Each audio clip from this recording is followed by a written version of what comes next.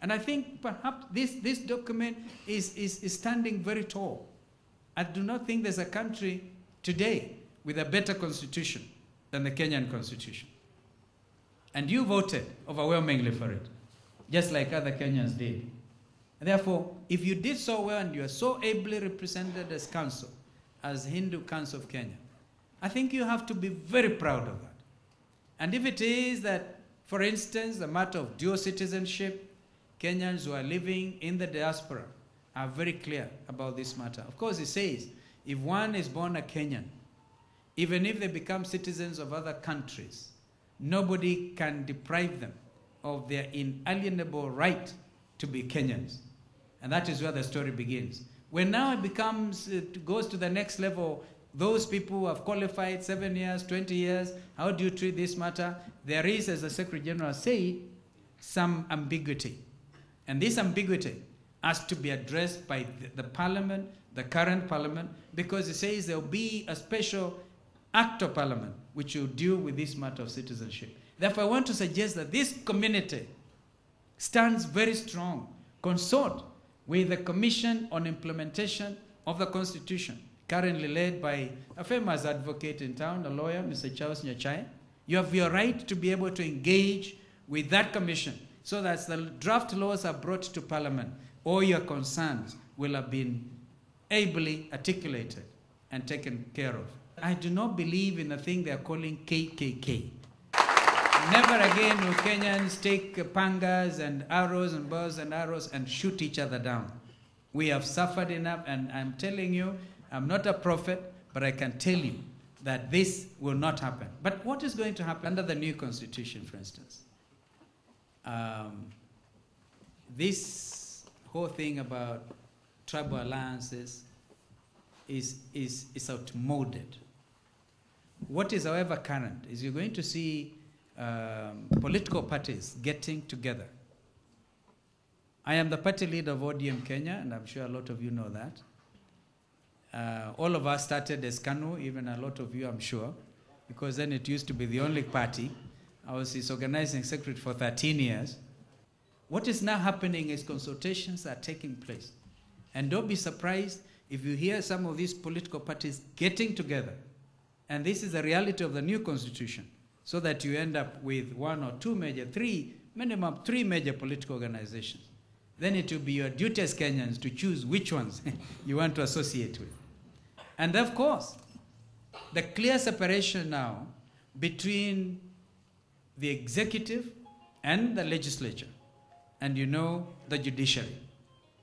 I'm sure you all know that our judiciary has benefited a lot from the contribution of this community. Today, Lady Justice Rao, for instance, she's always in the news because she's supposed to be obtaining statements. She's finding it very difficult. And others, some of the famous lawyers, civil law practitioners, Sakdeva and others. And you see, it even used to be that Westlands was represented by a member of this community, the late Amin Walji. Now, the thing that makes me so happy now is because of this clear separation between the executive, the legislature, and the judiciary. What one would call the basic tenets of the rule of law, the clear separation between them. Now, one has to choose whether you want to be a member of parliament or a minister. I'm sure you know that now it is not going to be possible for anybody who gets elected as a constituency to become a minister. Of course, you have to change the title to secretary. And therefore, now is the time to balance up, because you have to look at the best talents amongst Kenyans. I cannot understand, for instance, I cannot see any difficulty if you are in the realization of the factor of talents and trade, that the next minister for trade and industry, because now the ministers are going to be together. But then we say, let it be. And I'm happy that our own judiciary has become very prepared. They say, we want to go through this exercise. Today I watched as I boarded Kenya Airways out of Lilongwe. The headline again is execution in the streets. And Kenyans are saying we now need to be careful. We need to be careful because as a lawyer, I tell you, nobody has a right to take your life just summarily like that. Everybody is adjudged to be innocent until they are proven guilty. But there may be circumstances or people who have to act in self-defense, people who have to do certain things to defend life. When that happens, I'm sure even the whole country can say, yes, this is right. So these are some of the challenges. We'll, of course, experience teething problems. And I know that these communities on stage are to get some groups to say, you know, we want the young people. I see you talked about the third, fourth generation. I saw the fifth or sixth generation is standing ready to take over. I want to repeat my challenge to this community. A lot of you have moved on to Australia and to Canada because of this matter of insecurity. This country can only get better. And if you look at, you think Australia is heaven, look at what has been happening with the flooding. Nobody is spared the ravages of climate change. And even Brazil. Today, the major economic blocks are the BRICS. Brazil, Russia, India, China. And of course, you do not have to think much in terms of the country of origin, which is India. Today, India is a leading light in the area of technology, for instance. I remember challenging some of the artists who participate in Bollywood. Is it Bollywood?